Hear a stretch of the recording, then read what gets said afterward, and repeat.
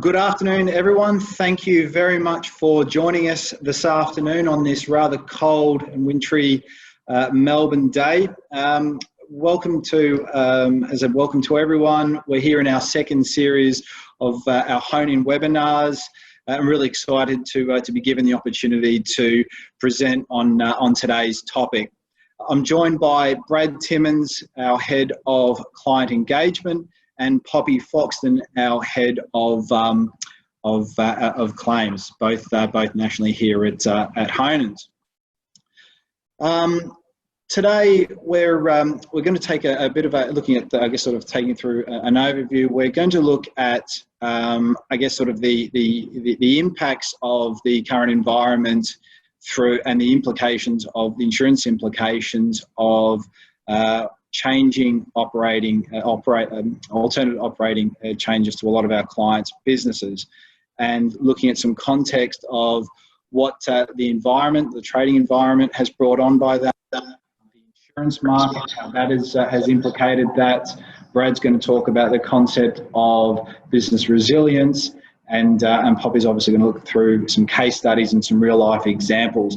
Today's all about being interactive. We have the ability to ask questions, so if there are questions that you would like to ask, please feel to put those through the chat tab, and we'll look to summarise at the end.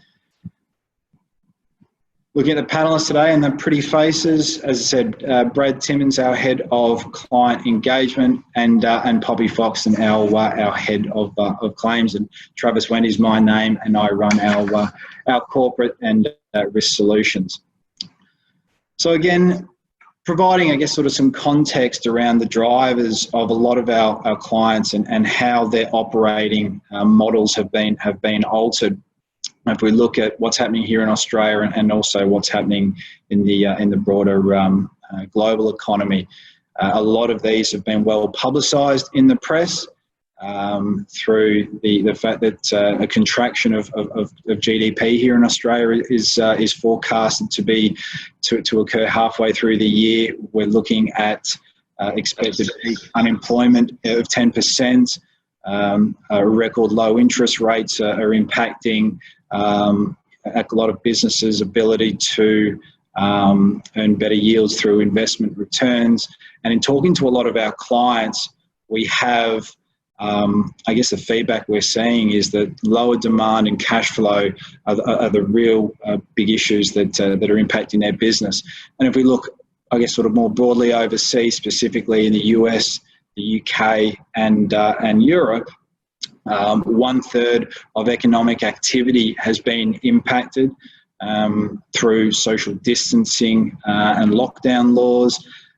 2 to 3% per week GDP is being impacted, again as a result of social distancing and lockdown laws. In the US, unemployment is tipped to reach 16% by the end of the year, and again, record borrowing by the US Treasury has been implemented again to try and stimulate the US economy and deal with the impacts of the current pandemic. If we look at the impact of specifically around insurance and risk, a lot of our clients have probably over the last 2 years have been negatively impacted either through pricing, tightening of terms and conditions under their insurance program, and that's been brought on by a number of components.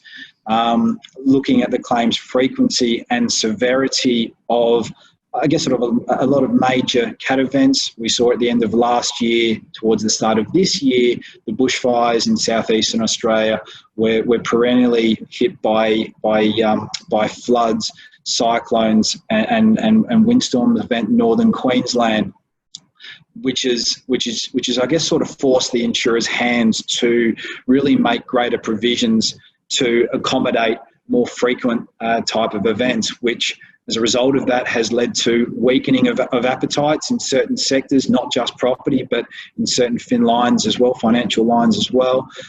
That's resulted in lower competition, pricing increases. As a result of that, we're starting to see the broadening of COVID-19 exclusions across all policies, which again has I guess sort of led to the hard market potentially continuing for another 12 months. If we look at the impact of insurance, what's happening globally, in a press release that was put out by Lloyd's last week, if we look at what's happening there, $3 to $4 billion of claims are expected to be paid via Lloyd's, event cancellation, property classes, and other classes, namely liability or travel or accident and health. If we look at then taking that one step further and outside Lloyd's, in the last couple of years, we've seen major events such as the hurricanes in North America, to the earthquake in Japan. These were all seen to be earnings events. And if you look at what's forecasted this year, that earnings event has taken one step further and is now looking like it's going to be a capital event. The impact on the, as I said, the global insurance economy, the insurance market, again, is certainly going to impact the market next year as we potentially go into another extension of that hard market. So, Brad, from your point of view and in your dealings with clients on a regular basis, we've provided some context around what's shaping and forcing our clients' hands. What are some of the things that you're seeing from, I guess, your dealings in those clients? Yeah, thanks, Trav. Business resilience, has become the number one item on every board, every executive's agenda. The conversation is all about business resilience. And when we talk to leaders of businesses, in particular, we focus on the resilience of the balance sheet. And we talk about how businesses and leaders, a key component of that resilience of the balance sheet is utilising insurance. As you've outlined, Trav, those macroeconomic events, they've changed and trigger a tsunami of business resilience actions that leaders have adapted to across their operations. And there's no shortage of really good frameworks of business resilience available for leaders. This here is from EY, and you can see that they've got 4 very clear actions of how companies can build resilience and reshape their results. Number one, the key action is prioritise people's safety. 2 is communication with stakeholders, a really key action. Key action number 3 is to reshape strategy and maintain their business continuity. We could just go back there. And 4 is to build resilience and prepare for recovery. Now, our focus today is on action number 3, and in particular, the evaluating operational and financial risks of these adapted operating models and how leaders can respond quickly to these new risk exposures.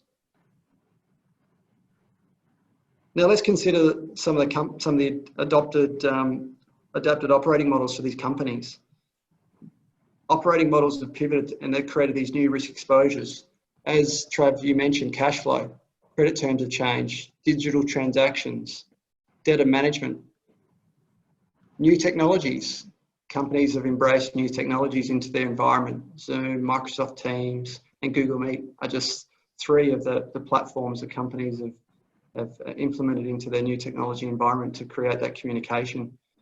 Working from home, travel, physical and mental health creates productivity challenges and risks. Certainly supply chain is a key risk for many companies and many business leaders, where they're sourcing their product, the delivery of schedules, the warranties of those products if they've changed suppliers, repairs and maintenance as well, and how they deal with repairs and maintenance. The way companies are servicing their clients, another change, another risk to the business. What are those engagement levels, the empathy, the sustainability, how are they supporting their clients to sustain their own business through these challenging economic circumstances. And then also we've seen dealing with regulations and new regulations being implemented very quickly. very robust to support the economy, stimulate the economy through these economic downturns, JobKeeper, employment arrangements, and the amount of reporting through business performance and operating structures to comply with those new regulations. And when we talk about balance sheet or business resilience, we talk about protecting the balance sheet, because that's what insurance is. And a concept we use at Honan is 3 tiers of capital. Business leaders are familiar with equity as a form of capital. They're familiar with debt as a form of capital. We also implement a concept of risk capital, insurance, as the 3rd tier of capital. And during these challenging economic times, leaders will be assessing their levels of equity and debt. Balance sheets will be stretched. Working capital will be stretched as they continue to meet those operational expenses, and they've had to adapt their operating models. But are leaders looking at and assessing the impact of a major event, a major insurable event on the balance sheet, and how well the insurance program is in place to deal with that major insurable event? Listed companies, shareholders need to be protected, and boards need to be assured.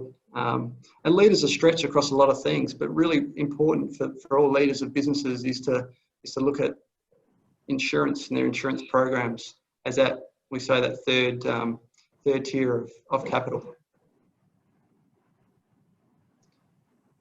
And so take the time to consider the impact of the balance sheet from these changed risk exposures. Our team work with our clients and follow a very simple and effective process. Scenario analysis and stress testing. So identifying the vulnerabilities and the weaknesses of the balance sheet. Is it strong? Is it weak? Can it sustain a major unintended impact? One that is insurable. We assess the financial consequences of that major insurable event. So analysing that financial impact, analysing the impact on cash flow, analysing the ability for the business to respond and the insurance program to respond to that event.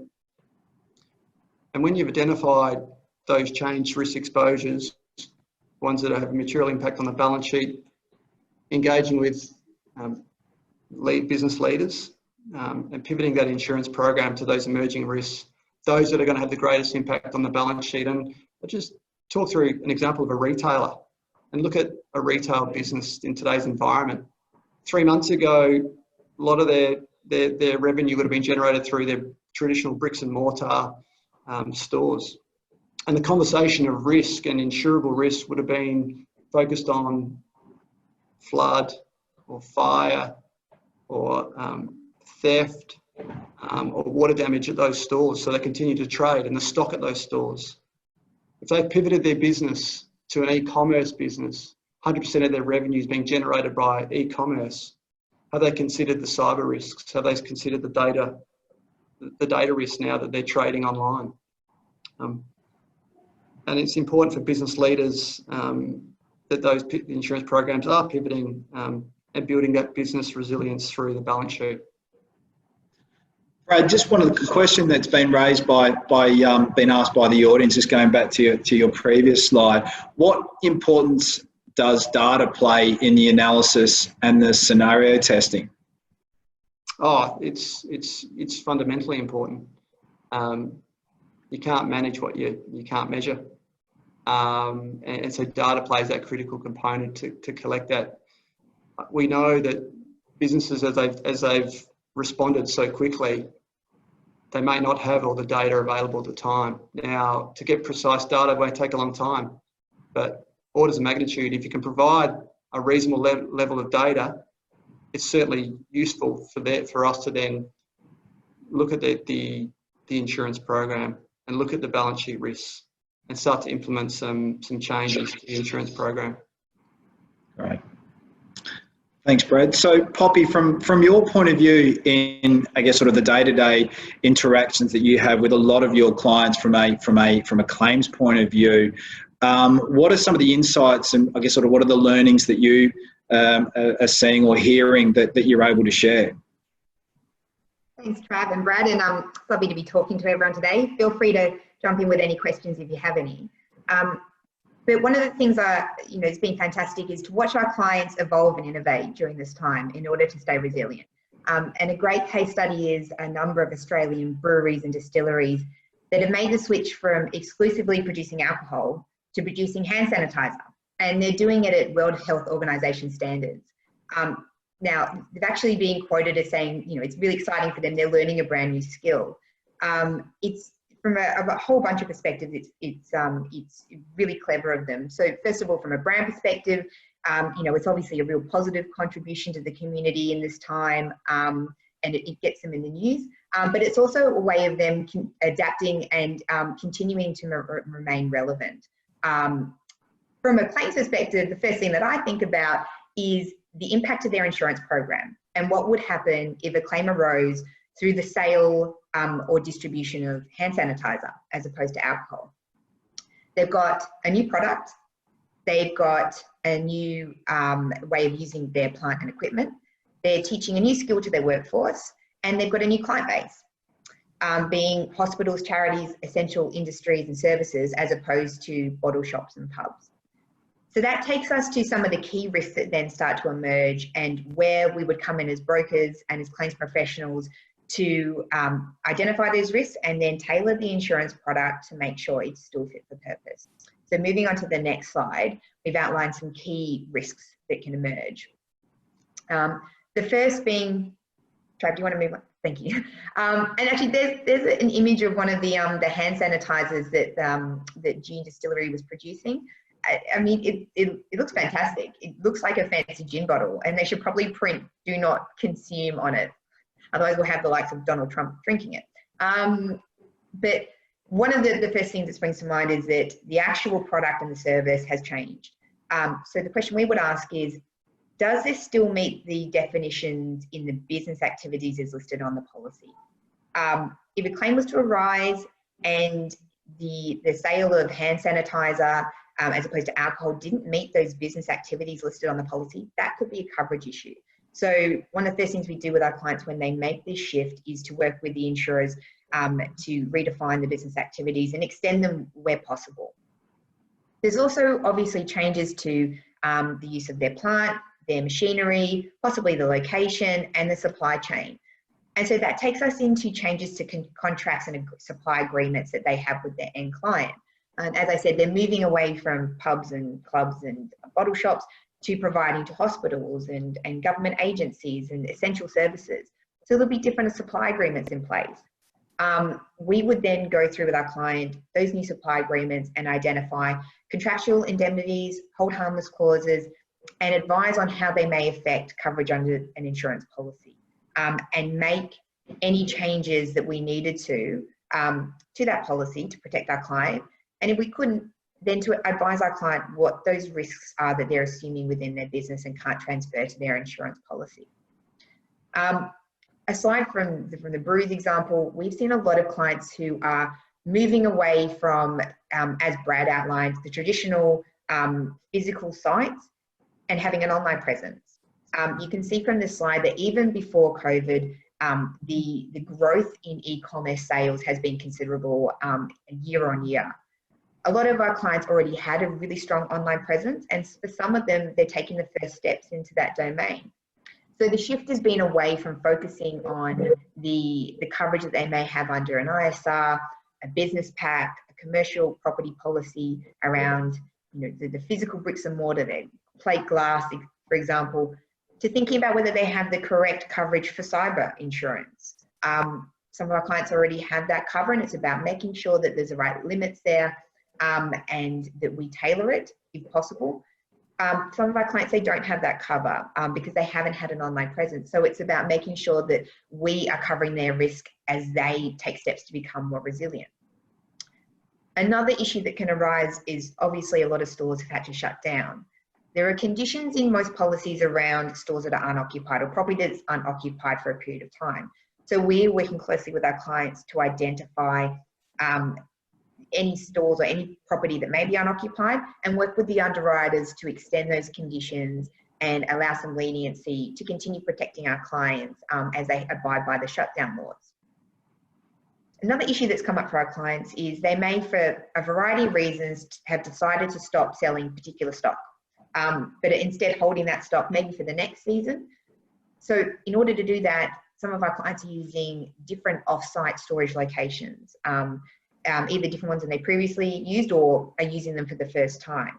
So we work with our clients to make sure that there's cover for that off-site storage under their policy, and that any additional off-site storage locations are noted on their schedule.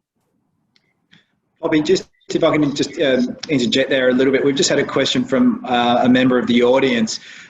Keen to get your thoughts around, have you started to see any claims arise out of, or you're getting onto supply chain in a second, but from a contractual point of view or physical online, are you starting to see any claims come to the fray? No, we haven't yet, luckily. One of the articles that we put out recently at Honan was around the liability exposures that we see for our clients and the class actions and lawsuits that we see on the horizon. And you know, this is something that is being predicted across the board in the legal industry as well. So whilst we haven't seen any claims in relation to these new emerging risks yet, part of our role here at Honan is to identify those risks with our client and make sure they're prepared for them. So luckily they haven't eventuated, but in the case that they do, we want to be prepared for them. To answer the question? Yep. I hope so. So moving on to the changes in supply chain and logistics. One of the most heartening things is seeing our clients taking the steps to protect their workforce by, instead of just standing everybody down, although obviously that's a necessity for some clients, and we certainly feel for them and their employees, moving and redistributing their workforce from, for example, front of house within a retail store to the distribution centres themselves. And that workforce is then shifting their skill set from sales into packing, distribution and delivery. That's a fantastic step for our clients to take, and we want to make sure that they're protected in doing that. So we have a specialty division within Honan that around workplace risk, to help our clients understand how to properly train and support and protect their workforce as they're making this shift in skill set, but also making sure that our clients have the right level of employment practices liability cover as well. Because although it's an extremely positive step to be taking, we do expect that there may be some issues that do arise from it. And as a result, we want to make sure our clients are protected when they're trying to protect their people. The other issue that can arise is making sure that there's sufficient cover for goods in transit, which may not previously been a consideration for our clients, but now becomes more of a consideration as they change their supply chains, as they change their logistical practices. So really for us, it's not about encouraging our clients to go out and purchase 100 new insurance policies. What we want is to get a really good in-depth understanding of the changes they've made, how they've evolved, and then tailoring their existing insurance program to ensure that they can stay resilient and that we can support their evolution and their growth. And I think that the important part there, Poppy, is from a Honan point of view, and the way that we, sort of manage and work with our clients on a 365-day relationship basis. A lot of the investigative work falls part of our client service methodology, our RISE methodology. So again, there's a lot of common themes that this does not just need to happen at the renewal period. This is a process that can start from day one. Would you agree with that? Absolutely. It's key that we are continuing to work with our clients on a daily basis to help their program evolve with them. Great. So I guess sort of in looking to wrap up, in summary, things that I guess sort of most of our clients need to, and businesses out there need to consider is what changes have been made to your operating model. Have new risks evolved? Have new exposures emerged? Things that may not necessarily have been considered before? And does your program need tweaking? Does it need to be tailored? Are there parts of the program that need a little bit more investigative work? That's what we're here to help you in. As I said, it doesn't need to happen during renewal time. The market is incredibly flexible when it comes to making sure that your programs maintain its fit for purpose, and we're certainly here to assist you. We thank you for your time today. We hope that you've got something out of that. If there are any questions, please feel free to reach out to any one of your Honan representatives. And again, thank you for your time and hope you're well. There is a quick poll after this. If you've got a couple of minutes to spare, that would be great. Poppy, thank you for your time. Brad, thank you for your time. And we look forward to speaking with you soon.